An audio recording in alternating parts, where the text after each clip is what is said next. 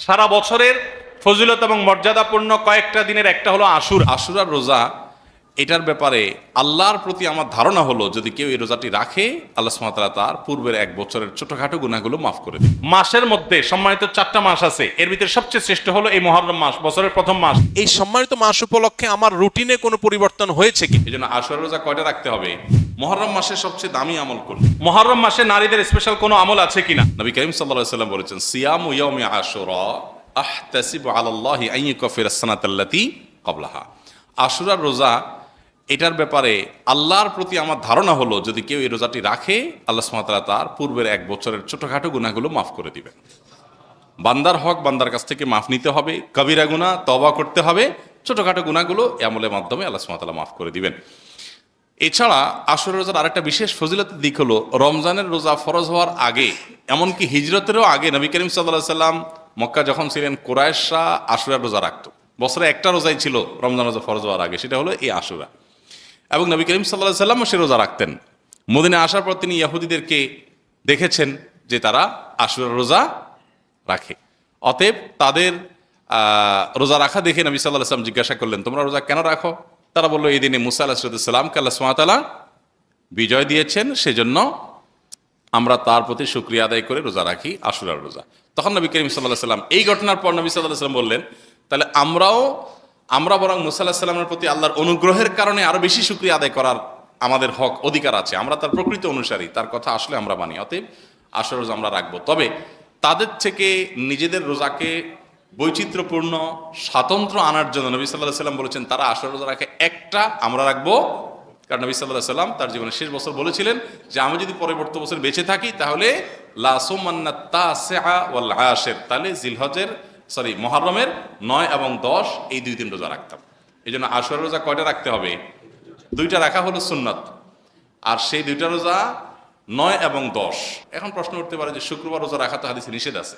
এর উত্তর হলো যে শুক্রবারকে শুক্রবার হিসেবে রোজা রাখা নিষেধ, কিন্তু শুক্রবারে অন্য কোনো অকেশন এসে পড়লে, রমজান মাস শুক্রবারে পড়লে আপনি রোজা রাখবেন না।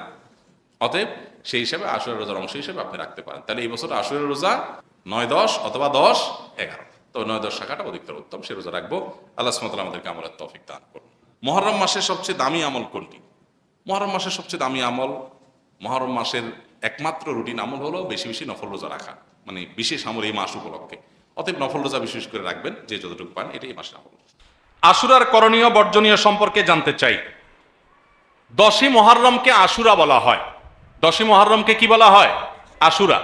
মুহররমের 10 তারিখ, এটি কোরআন এবং হাদিসের দৃষ্টিকোণ থেকে খুবই গুরুত্বপূর্ণ এবং তাৎপর্যপূর্ণ একটা দিন। সারা বছরের ফজিলত এবং মর্যাদাপূর্ণ কয়েকটা দিনের একটা হলো আশুরা। মুহররমের 10 তারিখ বা 10ম দিনটি, এটি তাৎপর্যপূর্ণ হওয়ার কারণ হলো, এই দিনে আল্লাহ রাব্বুল আলামিন পৃথিবীর ইতিহাসে বহু নবী রাসূলকে অন্যায় এবং বাতিলের বিরুদ্ধে বিজয় দিয়েছেন। অনেক বড় বড় ঘটনা এই দিনে ঘটেছে এবং কিয়ামতের আগে আরো ঘটবে। এই দিনের সবচেয়ে বড় ঘটনা যেটি ঘটেছে বা সবচেয়ে বড় আলোচিত ঘটনা হাদিসে, সেটি হলো এই দিনে আল্লাহ নবী মূসা আলাইহিস সালামকে আল্লাহ তাআলা ফেরাউনের বাহিনীর বিরুদ্ধে বিজয় দিয়েছেন। মূসা আলাইহিস সালাম এবং ঈমানদারদের বিজয়ের দিন এটি। আশুরার 10 তারিখ বা মুহররমের 10 তারিখ বা আশুরা, এটি হলো বিজয়ের দিন মূসা আলাইহিস সালামের এবং বনী ইসরাইলের। ফেরাউন তাদেরকে ধাওয়া করেছে, আল্লাহ তাআলা তাদের জন্য নীল নদে, আল্লাহ তাআলা তাদের জন্য নদীর উপরে রাস্তা করে দিয়েছেন। সেই রাস্তা তারা পার হয়ে গেছেন অলৌকিকভাবে। আর ফেরাউন তার বাহিনী সহ তাদের অনুসরণ করতে গিয়ে মাঝ নদীর দিকে নিমজ্জিত হয়েছে। এখনো ফেরাউনের লাশ মিশরের পিরামিডে আছে। আল্লাহ বলেছেন, ওয়াকাযালিকা নুনাজ্জিকা লিবাদানিকা লিতাকুনা লিমান খালফাকা আয়া, তোমার দেহকে, হে ফেরাউন, তুমি যে অহংকারী ছিলে, তোমার দেহকে কিয়ামত পর্যন্ত আমি রেখে দিব, নষ্ট হতে দিব না, যাতে পরবর্তী প্রজন্মের কাছে তুমি শিক্ষার বিষয় হও, তোমাকে দেখে শিক্ষা নিতে পারে যে আল্লাহ দ্রোহীদের শাস্তি কি হয়, যত বড় পাওয়ারফুলি হোক না কেন। তো যাই হোক, সেই আশুরা হলো মুহররমের এই 10 তারিখ। সেই আশুরা, এটার সাথে মুসা আলাইহিস সালামের বিজয় জড়িত, ফেরাউনের পরাজয় জড়িত, হক এবং বাতিলের দ্বন্দ্বের মধ্যে চূড়ান্ত এবং শেষ বিজয় হকের হয়, সেই শিক্ষা আশুরা আমাদেরকে দেয়। আশুরা উপলক্ষে আমাদের করণীয় হলো 2টা রোজা রাখা। সবচেয়ে উত্তম হয় 9 এবং 10 রাখা। কেন উত্তম? কারণ নবী করিম সাল্লাল্লাহু আলাইহি সাল্লাম যে বছর ওয়াফাত হয়েছে, তিনি বলেছেন, যদি আমি আগামী বছর বেঁচে থাকি, লা আসুমান্না তাসিআ ওয়াল আশির, তাহলে আমি 9 এবং 10 জিলহজের এই 2 দিন রোজা রাখবো। এই জন্য 9 তারিখ আর 10 তারিখ রোজা রাখা উত্তম। আর যদি 9-10 তারিখ রাখতে না পারেন তাহলে 10 আর 11 রাখবেন, 2টা রোজা রাখা উত্তম। ইহুদিরা শুধু একটা রোজা রাখে। নবী সাল্লাল্লাহু আলাইহি সাল্লাম আমাদের রোজাকে তাদের থেকে স্বতন্ত্র করবার জন্য, তাদের থেকে পৃথক করবার জন্য 2টা রোজার নির্দেশ দিয়েছেন। এই জন্য আশু উপলক্ষে 2টা রোজা রাখা সুন্নাত। মুহররম মাসে নারীদের স্পেশাল কোনো আমল আছে কিনা জানলে উপকৃত হতাম। মুহররম মাসে পুরুষদের জন্য যে আমলগুলো আছে আমাদের মা বোনদের জন্য একই আমল আছে, মা বোনদের জন্য আলাদা কোনো আমল নাই। মুহররম মাসের সবচেয়ে গুরুত্বপূর্ণ আমল হলো বেশি বেশি রোজা রাখা। বেশি বেশি কি রাখা? রোজা রাখা। নবী করিম সাল্লাল্লাহু আলাইহি সাল্লাম বলেছেন, আফদালুস সিয়ামি বা'দা রমাদান শাহরুল্লাহিল মুহররম। আল্লাহর কাছে রমজানের পরে নফল রোজার জন্য সবচেয়ে আদর্শ এবং শ্রেষ্ঠ মাস হলো মুহররম মাস। এজন্য ভাই মুহররম মাসে বেশি বেশি নফল রোজা রাখার চেষ্টা করতে হবে। বেশি বেশি তো দূরের কথা, অনেকে একটাও রাখতে পারেন না, অন্তত 2-4টা হলেও রাখার চেষ্টা করবো ইনশাআল্লাহ। মুহররম মাস কিন্তু শুরু হয়ে গেছে, মুহররম মাস আরম্ভ হয়ে গেছে। আমরা এখন মুহররম মাসের মধ্যে আছি। সম্মানিত মাসের মধ্যে সম্মানিত 4টা মাস আছে, এর ভিতরে সবচেয়ে শ্রেষ্ঠ হলো এই মুহররম মাস, বছরের প্রথম মাস হিজরি বর্ষের। অতএব এই মাসের প্রধান আমল হলো বেশি বেশি নফল রোজা রাখা। দ্বিতীয় আমল হলো মুহররমের 10 তারিখ আশুরা, এই আশুরা উপলক্ষে 2টা রোজা রাখা। 9 আর 10 রাখলে বেশি উত্তম, আর না হলে 10 আর 11 এই 2টা রোজা রাখা নারী পুরুষ সকলের জন্য সুন্নাহ। নারীরা যদি মাসিক অবস্থা না থাকেন তারা রাখবেন না, মাসিক অবস্থা না থাকলে তারা রাখবেন না। তাদের নিয়ত থাকলে আল্লাহ তাআলা তাদেরকে এমনিতেই সওয়াব দিবেন ইনশাআল্লাহ। তাহলে মুহররম মাসে আমল হলো বেশি রোজা রাখা, বিশেষ করে আশুরা রোজা রাখা। এর বাইরে মুহররম উপলক্ষে স্পেশাল কোনো আমল নাই যে এই মাসের জন্য আলাদা করে এটা করণীয় আছে। শেষ প্রশ্ন, সামনে মুহররম মাস, মুহররম মাসে বিশেষ আমলগুলো যদি জানাতেন। খুবই গুরুত্বপূর্ণ প্রশ্ন। আর কয়েকদিনের মধ্যেই মুহররম মাস শুরু হতে যাচ্ছে। মুহররম মাস হিজরি বর্ষের প্রথম মাস। এ মাসের সবচেয়ে বড় তাৎপর্যের বিষয় হলো এটা সম্মানিত 4 মাসের একটা। সম্মানিত মাস কয়টা ভাই?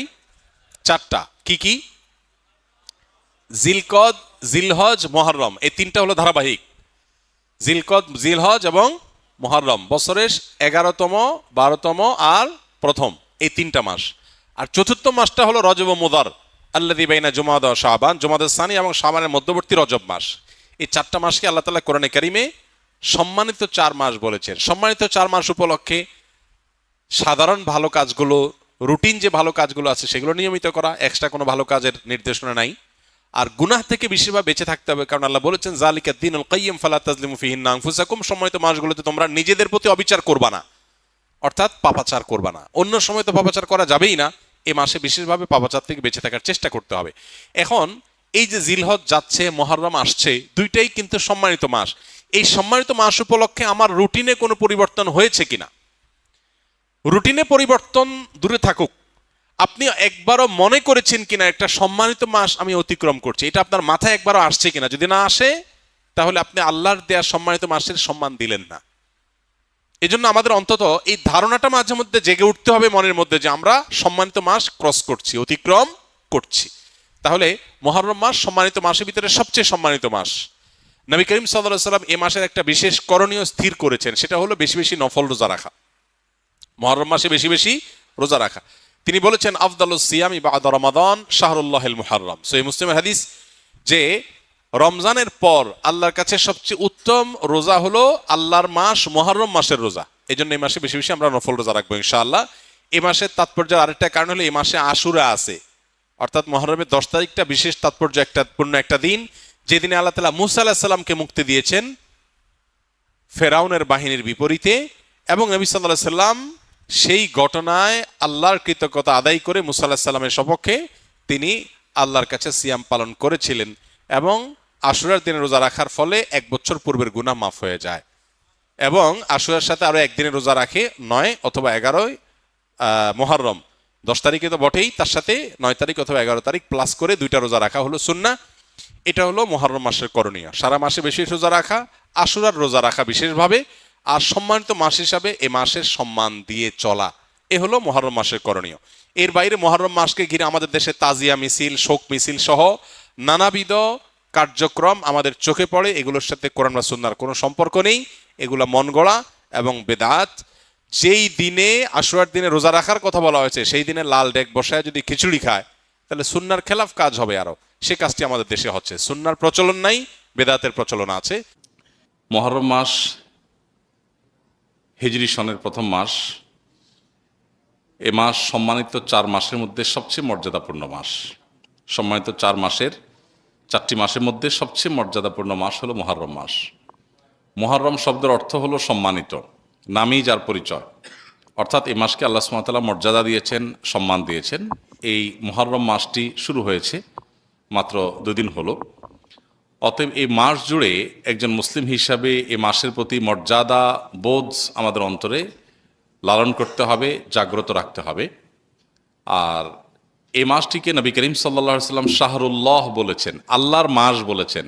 মাস তো সবই আল্লাহ তাআলার, তারপরে এটাকে স্পেশালি আল্লাহর মাস বলার মানে হলো এই মাসটার বিশেষ গুরুত্ব বোঝানো। সব ছেলে মেয়েরাই বাপের সন্তান হলেও বাবা কোনো ছেলেকে যখন বলে তুই আমার সন্তান, তুই আমার ছেলে, এই তো আমার ছেলে, তখন এর মানে হলো তাকে বিশেষ স্নেহ মমতার কথা তিনি বোঝাচ্ছেন। ঠিক একইভাবে সব মাসগুলো, সব দিনগুলো আল্লাহ তাআলার হওয়া সত্ত্বেও মুহররমকে নবী করিম সাল্লাল্লাহু আলাইহি ওয়াসাল্লাম বলেছেন শাহরুল্লাহি আল মুহররম, আল্লাহর মাস মুহররম। তো এই জন্য এ মাসটার বিশেষ মর্যাদা বুঝে আসে। এ মাসে অন্যান্য সময়ত মাসের মতোই গুনাহগুলো থেকে, পাপের কাজ